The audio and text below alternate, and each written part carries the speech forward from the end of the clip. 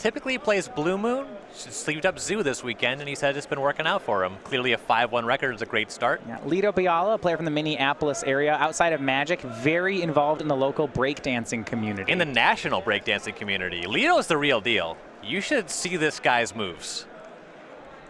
He frequently flies out to California, just across the country for breakdancing competitions, as well as traveling for Magic. Really cool dude. It's a nice pairing. So we have a mirror match here. Well, most of one. So, yeah, this is just a mirror. So Lito, turn 1, Porges is on the play. He'll start on Arid Mesa. For Lito, it is Stomping Ground Curd Ape. I feel like this play, Stomping Ground Curd Ape, that is a signal. This is a not just a play, this is a lifestyle. It's more solidified as a lifestyle if it's an Arabian Nights Curd Ape. This looks like the F&M Curd Ape, so that's still a strong signal.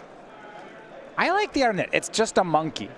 It's not, it's not like a cartoon. It's not like the monkey's not wearing armor. It's not holding a sword. It's an ape. Look, here it's him, and there's some trees behind him. It's a monkey. So for this direction, what we want the foreground to be a monkey.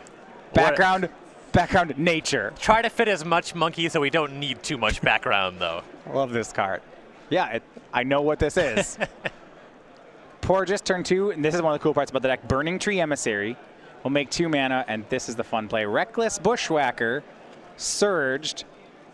Their creatures all get 1/0 in haste, but can't attack into the Curd Ape. It'll be Emissary swinging for 3. Reckless Bushwhacker only pumps other creatures, so it's only a 2/1. I don't want to attack that into a 2/3. Right, Bushwhacker's going to stay home. The really scary draws for this deck are when you have multiple Burning Tree Emissaries. You use the trigger to make the mana to cast another Emissary, get another trigger, cast another Emissary. Then you get the Bushwhacker, and you have 4 creatures that can attack with haste.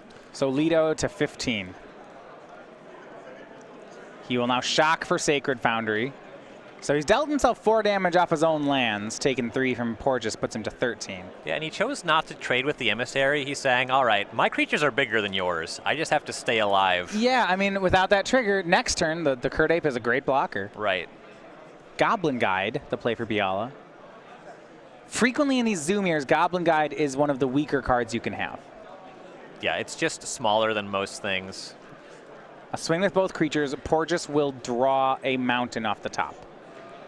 We'll see if he blocks. I'd be surprised if Lito's offering a damage race, and I would think that Porges will accept those terms. Yeah, this is a very aggressive attack by Lito. When I see creatures turning sideways in the face of we know that Porges doesn't have more Burning Tree Emissaries, so there is some potential for damage that's mitigated by the fact that won't be floating around, but he's still evidence that he's playing a very quick deck. Porges will trade, though. Reckless Bushwhacker and Goblin Guide will trade. Now, I have a question for you. Lito, okay, I was going to say he's shocked to play Sacred Foundry. I was wondering what spell he had. It looks like it's another copy of Curd Ape. Yeah, this is not the matchup where you just represent stuff by playing untapped duels. Even shocking yourself just to play Curd Ape is not always correct here, I would think. In the face of creatures like Burning Tree Emissary and and Reckless Bushwhacker, I do like the line. Biala's play is Lightning Bolt away, or Porges, Lightning Bolt away is Lito's Curd Ape.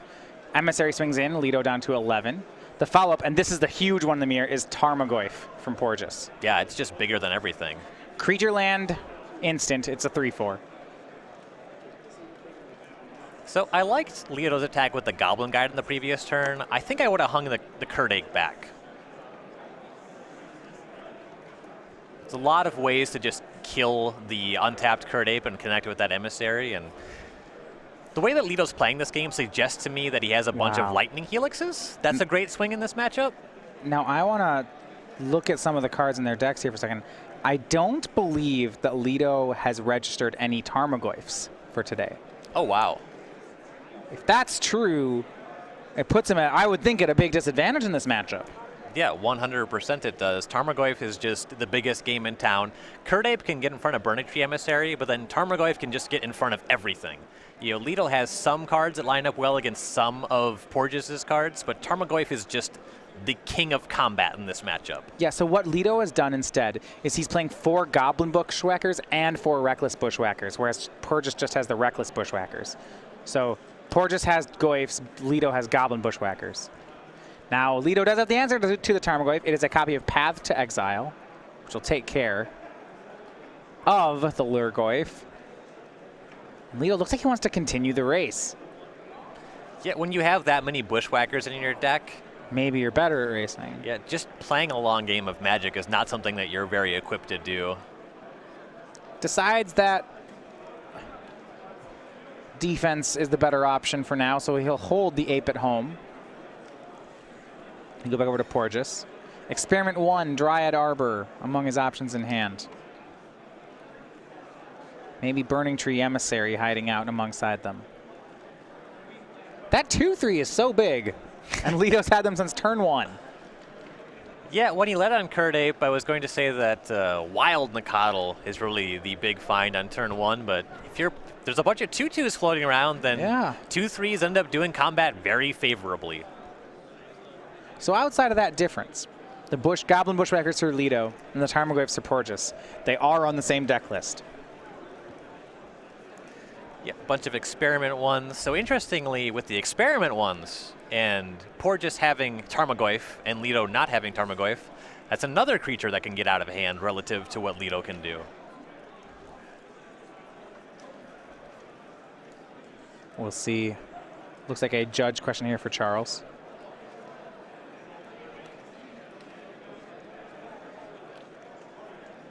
Wondering just on some specifics here. So we'll bring you back to the booth during the judge call. I believe it is a rules question away from table that Charles is asking. Yeah.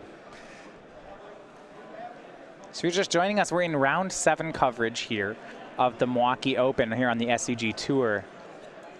Now, Porges undefeated, 5 wins and a draw. Lito Biala, 5 wins, 1 loss. This is a pair down, which will happen in some of the later rounds. Yeah, particularly when a player has a draw.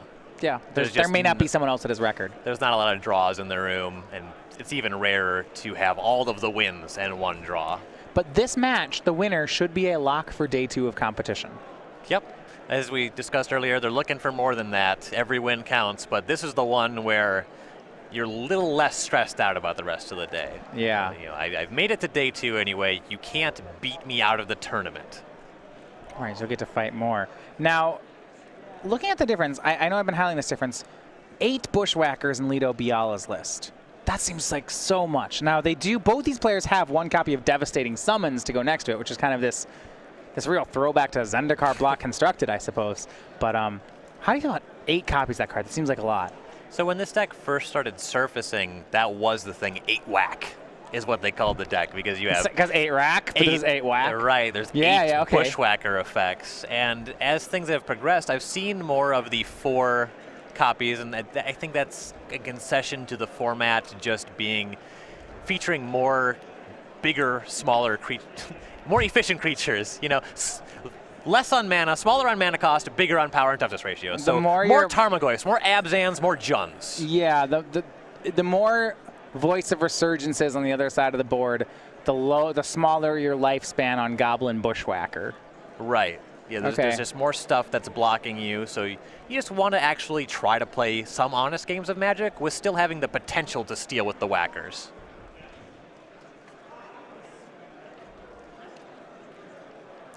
Plays Experiment 1 for Porges, then plays Dryad Arbor, passes the turn. Dryad Arbor is another cute one with the Bushwhacker effects. Oh, wow, I really like that, yeah. Make your land drop, and it attacks for 2. Lito will get his own copy of Dryad Arbor. He knows what's up. Suppose he's the 8 whack deck, so it's all about Dryad Arbor. Just 1 in both lists. So he's not quite all about the Arbor. No, definitely all about it. It's He seems to be a casual fan from my perspective. Yeah, with the mana curve so low on these decks, running more than 1 Dryad Arbor is rather awkward.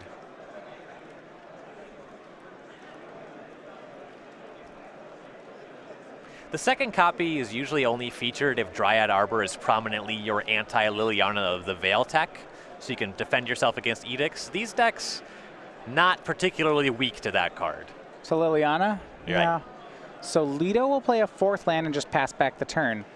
Both these decks are so low to the ground. It's interesting. They both are just playing mana, playing lands and not making plays. They're just holding back in their hand. Is it these Bushwhacker finishes, or what are they sitting on? Well, both players have 4 lands is a bit much for this deck. So they're sandbagging now. They have enough mana where they can play a bunch of creatures on the same turn and then play the Bushwhackers. Big turn for Porges. Plays a second Experiment 1, then plays the Haymaker, Tarmogoyf, evolving both his creatures into 2/2s. And looks like he'll play out the rest of his hand here. Devastating Summons is the play. Sacrificing. This is an interesting one. You sacrifice any number of lands, and you get that many. 2 of creatures with that many power and toughness. So he sacrifices all 4 lands, and he'll get a pair of 4/4s. Which, this is huge. They will evolve the Experiment 1s both up to 4/4s. I believe that was a judge question, too. Is at the end of the battlefield at the same time, do you evolve twice? Yeah. The answer is yes. This is huge for Porges. And Porges decides casting spells was fun for a while. Yeah, we're done. We're going to win with the board. I'm ready to kill you. 2 4/4s. Oh my, both these Experiment 1s evolve up to 3/3s and then up to 4/4s. And the lowly, the lowly Curd Ape and Dryad Arbor are looking pretty poor compared to this board. Yeah, Lito's going to need a lot. Porges also ahead on life totals and has large creatures that he can hang back on top of making some pretty good attacks on this turn. Lito should just play Day of Judgment next turn. That'd be great. Yeah, I think they play some of those in Zoo. Oh, he cut them. Okay, he had to make room for more Bushwhackers. Okay, well, that's going to make it harder then.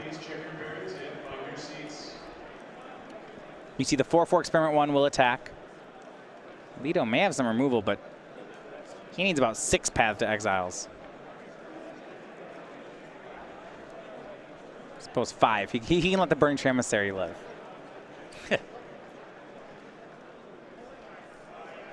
Yeah, Lito is certainly in dire straits here. You see it on his face, too.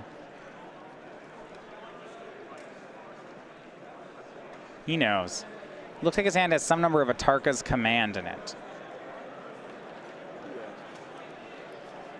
And Lito is the kind of player that he's not fast to concede. You know, maybe Porges just doesn't attack for a couple turns for whatever reason. Yeah, does Lito have a draw? Does he have a card he's drawing to? He goes to 6, takes the hit for 4. Yeah, sometimes you get to see more information from your opponent, but the only thing that Porges could actually do on the following turn is make a land drop. He needs like a Baneslayer Angel. Oh, something that's not in his deck list. Yeah, just the tools available are not going to cut it. 5th land for Lito.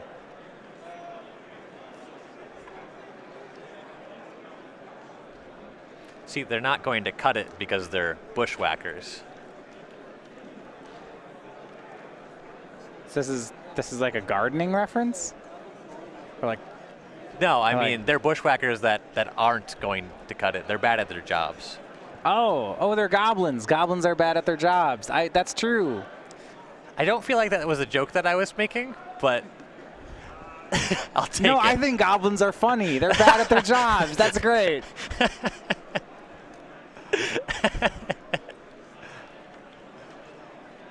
Lito will play Wild Nacatl. You talked about how that guy might be good here. I think that is wildly out of context. On turn 1, that card is great. Oh, okay. It's not good anymore. Yeah, you're right. Porges has an army of 4/4s, and we go back to his turn, and they're all going to attack. We'll see. Some. Yeah. The only wrong amount to attack with is no creatures. All is the answer. Yeah, it's 3 blockers, 6 attackers, unless Lito has some tricks. I even like attacking with the Burning Tree Emissary just to teach him a lesson. It'll die, but that's fine. Yeah. Didn't need that one.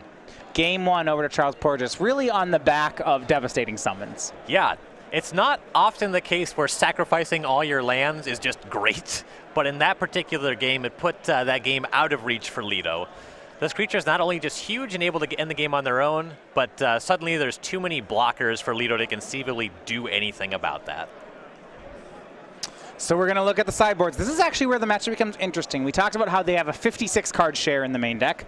Tarmogoyfs for Porges and Bushwhackers for Biala. But the sideboard is where a lot of the differences. So we'll start with Charles Porges' sideboard. So 2 Ancient Grudge, 2 Stony Silence, 2 Pyroclasm, 2 Molten Rain, 2 Kitchen Finks, a 1 of Relic of Progenitus, Dromoka's Command, 1 of Phyrexian Unlife, 1 Grafdigger's Cage, and 1 Scavenging Ooze. This matchup's a lot about trading back and forth. We're going to see a lot of creatures ending up in combat against each other. Cards that are great for that. Kitchen Finks, it's just as big or bigger than anything. It persists back. Card's great. Gains life on top of that. Dromoka's Command, a bunch of equally sized creatures. I can see this one coming in, make your creature bigger. And then Scavenging Ooze. After everything bounces off each other, kills each other, the Scavenging Ooze gains you life and just gets bigger than everything else. So those are the cards that I really like here. And so for, I guess actually, Charles, it's Willie Porges. He goes by his middle name. So for him, he's got some 4 good cards here, it looks like. Yep. Now I'm looking at Lito's sideboard. I'm less excited. He's got 2 Thalia, Garden of Thraben, 2 Tin Street Hooligan, 2 Electrickery, 2 Destructive Revelry, 2 Stony Silence, 2 Phyrexian Unlife, and his one-ofs are Grafdigger's Cage, Relic of Progenitus, and Lightning Helix. Lightning Helix fits the design for this matchup. It's less good than Kitchen Finks, but it's still good. That one's for sure coming in. We can bring in Thalia because there's a lot of 2 toughness creatures on Porges' side, so I kind of like that one. It's going to get outclassed very quickly, though. If you think about Experiment 1, Curd Ape, Wild Nacatl, Scavenging Ooze, I mean, Tarmogoyf. I didn't say it was perfect. All right, but we still might have to go there. Right, and then just in general, Phyrexian Unlife is better against straight burn decks. It wouldn't surprise me to see Lito bring in at least 1 copy of this. You can gain more than 10 life just by kind of casting this spell. So my concern here is that Porges is ahead in the main deck by having Tarmogoyfs by quite a bit. And then once we get to the sideboard, I feel like the matchup, the mirror match is normally very even, but all these slight differences, I wouldn't be surprised if they made Porges a moderately sized favorite in this matchup. Yeah, considering that there's a lot of the same sized creatures and Porges just has some creatures that are larger, particularly the addition of these Kitchen Finks post-board are huge. Goyf, Finks, Ooze, they're all bigger than everything in Lito's deck. The games that Lito wins, I have to imagine, are going to be games either where Porges just stumbles or where Lito just kills extremely fast. All right, well, players are going to shuffle up here for game 2. One of the things, if you remember, the last thing we covered was the Invitational 2 weeks ago. That was Standard and Modern both. Ended up the finals, a 3-0 win. Max McVitie defeating Craig Krempels in the finals. Now, what we're happy to do is, thanks to Star Starter's Kristen Plesko, we now have the Max McVitie token. This is the one that he made as his prize for winning the Players' Championship, and it is a great one here. This is the Clue token that he decided on out of Shadows over Innistrad. Liked it for his mono-white humans deck that swept through the finals for both Thraben Inspector and Declaration in Stone. This will now be available for all of our Season 2 Opens and Classics, so you can get your hands on this Clue token by showing up. It's now through mid-August, or rather, the next Open in Indianapolis through mid-August, you will be getting these tokens given out. So if you want to get your hands on one of these, come make it out. Come join us at an event. We'll have them all Season 2. If that's not in the cards, maybe weekends are tough for you. Maybe, for those of you watching us overseas, you can still get your hand on this token by placing an order from StarCityGames.com starting on May 13th at noon. Really awesome token. I'd be very happy if Draw a Card was my text box. I am envious of that fact. I don't know. I like that it's a non-creature token. I'm not a fan of creatures. I'd rather have a spell. There aren't many tokens that are not creatures. Right. Looks like Lito's going down in a matchup that he's already slightly outclassed in. So, Goblin Bushwhacker. If Lito can go wide, I could see that card being good. The difficulty is that he has roughly the same number of creatures as Porges, so going wide is difficult. I mean, he has to draw more guys. That's this hard. is kind of a Burning Tree Emissary lottery. The best way to run away in this mirror matchup is just to be the person that plays 4 emissaries. That's the draw you want in every matchup. But in the mirror, the issue is kind of compounded.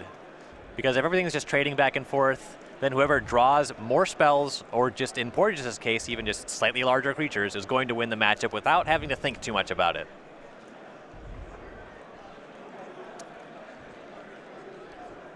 Now, the cards that generally board out here, I would assume Goblin Guide leaves in the mirror match. It's small, it gives your opponent cards. Yeah, Goblin Guide's not at its best here. Path to Exile lines up poorly against a lot of the creatures that Lito is playing. So for Porges, I could see getting rid of Path to Exile. Lito's got to keep him around, otherwise you can't kill Tarmogoyf. Right, Lito needs his. So I think that we're going to see these players sideboard out slightly different spells, given the configuration that they've seen from their opponents. Is there a chance that Lito has to keep in his Goblin Guides? I mean, considering that I think that he has to win the game just very quickly, and he is on the play, that makes them better. It's certainly possible. Doesn't feel great. No, it's smaller than every creature in Willie's deck.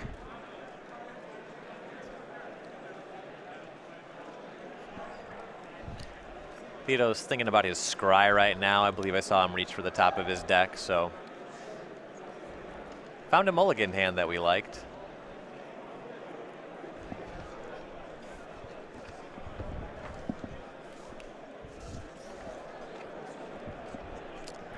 Tough decision, it must be. Yeah, he's finally decided on something, and going with a turn 1 Wild Nacatl for Lito. This is a better start than the Curdape. I like this start. Temple Garden Wild Nacatl. All right, so that one, we saw how good the turn 1 Curdape was for Lito. Wild Nacatl figures to be better. Right. We'll see how Porges can match up here. It will be experiment 1 of his own. You figure that will get to Nacatl size, but not as quickly. As the game progresses, that's a good one, but immediately on turn 1, that one doesn't matter just yet. So Lito, we go back to his second turn. Both players at 18 having played Temple Gardens. And this is one of the interesting things about the early turns is that they deal damage to each other and themselves at about the same speed. You see Lito getting Stomping Ground here. He's deciding tapped or untapped. It's 2 life's not free. Yeah, these decks are pretty land light. Fetching for basic lands is not very inviting. Yeah, it might be Sacred Foundry. That's another option. Yeah, he'll get that one. Goes to 15. So right, he could attack and connect for 3, but then the life totals would be 15 each. I believe that Lito did pick up a Goblin Guide. All right, so that's a strategy, yeah. Here's Goblin Guide. This is going to be its only good attack, though, most likely. It won't take long for that one to stop get worse. mattering, yeah. Here's the swing, though. Top card is Tarmogoyf for Porges. I don't know if that's good or bad news. It wasn't a land, but I don't really want to see it. I suppose the graveyards are just fetch lands. It's a Squire for right now. It's a 1/2 yet. It's big enough to evolve the experiment 1, but not big enough to have a dramatic impact. Porges down to 13 on the attack. We go back to his turn. He'll draw the Tarmogoyf. Lito, he is left up Temple Garden. Could be a path to exile. Yeah, he had to take damage to get an untapped red source on that turn. So he doesn't necessarily have another spell? Right. There's not necessarily anything being telegraphed. Could just not have a spell to cast for green mana. Now it's Charles's turn, or Willie's turn, to fetch down to 12, and he'll make it 10. He'll go ahead and get another Shockland. There are basic lands in these decks. They both play 1 forest, 1 mountain. Basic lands are bad. I would think in this mirror they matter some. I don't know. It's just the issue of being a land light. You know, if you're not going to make another land drop, or you're going to make 1 more land drop, I like leading with 2 dual lands. It's just going to matter. So for Porges, it is another experiment 1. Then a Wild Nacatl is a 3/3. Both of the experiment 1s go up to 2/2. That's a great turn for Porges. Yeah, now the experiment 1s are large enough to get into combat with the Goblin Guide, and both Nacatls are 3/3s. There's pressure on Lito to have action. He'll go to 13 for Stomping Ground. Play another Goblin Guide. And Reckless Bushwhacker. So All I right. was going to say he really wants a Tarka's Command. The Tarka's Command would have been a lot better than the Bushwhacker, but the Bushwhacker's good here. So the Goblin Guides are 3/2s. The Bushwhacker is a 2/1, and the Wild Nacatl's a 4/3. There's actually, if Porges trades the board away, he only takes 2. And then he has Tarmogoyf. This isn't as bad as it looks. And remember, Lito is on a mulligan. I think there's only one card left in his hand. Yeah, if I'm on Porges' side, trading the board and playing Goyf sounds great. Oh yeah, I'm snapping off, I think, at least 2 blocks. I assume we'll be seeing all 3 of those creatures getting in front of something. Yeah. Experiment ones, they're going to offer up trades with Goblin Guides. And I guess on Lito's side, it's not actually a bad attack. Because the thing is that I think he's very happy to trade Goblin Guides with Experiment ones. Yeah, the Experiment ones are just going to get larger. He already knows that there's a Tarmogoyf on the other side. With creature entering the battlefield through this combat, the Tarmogoyfs will be 2/3s. They'll evolve with Experiment ones. Yeah, Lito has to make this attack. Right. There's just no 2 ways about that. The problem is it's not a good attack. Porges will go down to 6 as the block stands. And remember how Lito does not have many cards in hand? Porges has 5. Oh boy. And he's considering making this block on the Bushwhacker with the Nakatl so that the Nakatl on his side will stick around in addition to Lito's. So the board is a Nakatl on each side. Porges down to 6. I suppose a pair of Lightning Bolts could finish it off. Yeah. We'd have to top deck one of them. Nakatl did not die because it's a 3/3. Bushwhacker does not pump itself. Right. Pumps everything else. That's the reason that you jump in front of the Goblin as opposed to the Cat. Oh, okay. If you wanted to make a trade, you'd do it with the one that was attacking for more damage.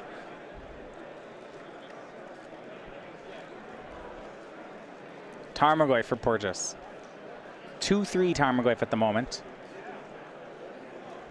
Just creature land.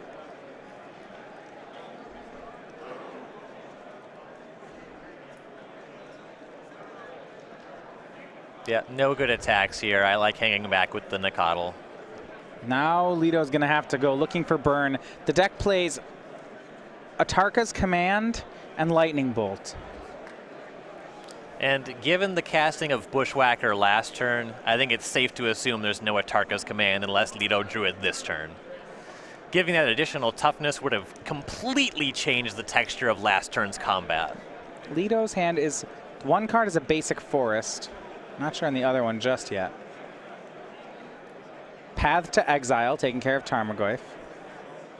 And he can force the Nakatls to trade. He did just grow future Tarmogoyfs from the graveyard. Right, and that's why you saw the path targeting the Tarmogoyf instead of the Nakatl. Yeah, you'd say, hey, it's a 2/3, I can attack, but no. It would have just been a 3/4 on the resolution of the path. Well, that's way worse. Right. If Lito offers a trade, I would think that Porges would accept it. I would be very surprised if there was an attack and no block on this turn. Here's an attack. Yeah, they just have to trade. I've got to ask here because they're about to fight. Promo Wild Nakatl or Foil Alara Wild Nakatl? So this is actually a set where the question's interesting Because of Foil the Foil Alara booster packs. There's a lot more. It's not as rare. Right. They're about same rarity now. I still enjoy the set art better. That's what pushes it over the edge for me. But just that set in general, the question is more interesting. Oh, and look at this play from Porges. He's going to crack a fetch land for Dryad Arbor. And then double block, it looks like. Yeah, so in this case, if Lito had access to Atarka's Command, the +1/+1 would not save his Nakatl. Heads up play there by Porges. Yeah, well, the Nakatls will just trade. Dryad Arbor gets to stick around. That was really well done. Yeah. Porges is not going to need 4 lands, so I like that play quite a lot. It's like Porges knows what's going on with this deck a little bit. Yeah, it's like he knows what's happening. So the Dryad Arbor will stick around.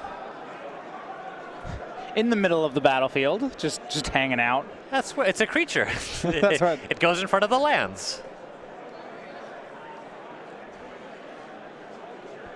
And dreaded card here. Well, it's the good card in the matchup. The dreaded is Tron. Sorry, it's not the dreaded Tron. Hashtag the dreaded Tarmogoyf. How about the Reckless Bushwhacker to go with it? Oof. Tarmogoyf, currently a 3/4. Make that one a 4/4 because of the Bushwhacker. I would expect the Dryad Arbor to hang back on this turn. There are some combinations of 2 hasted creatures that could kill Porges from this position. Goblin Guide, Lightning Bolt. Yep. And we've already seen Lito's played 2 Goblin Guides. Goblin Guide, Reckless Bushwhacker. Yeah. I expect at least 1 creature to hang back. I assume it's the Dryad Arbor. Actually, a lot of creatures plus Reckless Bushwhacker would do it. Yeah. Swing for 6 from Porges. That'll represent a 2-turn clock for him. Next turn he has, well, I guess he doesn't have 7. He has 6 again next turn. From what he's showing, Lito, it's not a 2-turn clock, but with just the way this deck is structured, you have to assume that it is. So Lito goes to 7. We go back to his turn. 2 cards in hand. He needs to find 5 more damage. And the difference in this matchup, both games, you know, these Tarmogoyfs in Porges' deck are just, well, they're better than anything Lito has going on. Yeah. There's a reason that this card is in every modern Masters set. People just keep needing more of them for every deck they play. Everybody wants Tarmogoyf. Tarmogoyf's great. Here's a swing for 6. A Path to Exile from Lito on the Tarmogoyf, but I believe Porges has him dead even through that. Yeah, a Tarkus Command is a card floating in his hand. We can use that to deal 3 damage to Lito and +1/+1 to each of his 2 creatures. And here he goes, going for the win. It's Porges. Pump and 3 damage. Lito's at 7. He's counting it to confirm.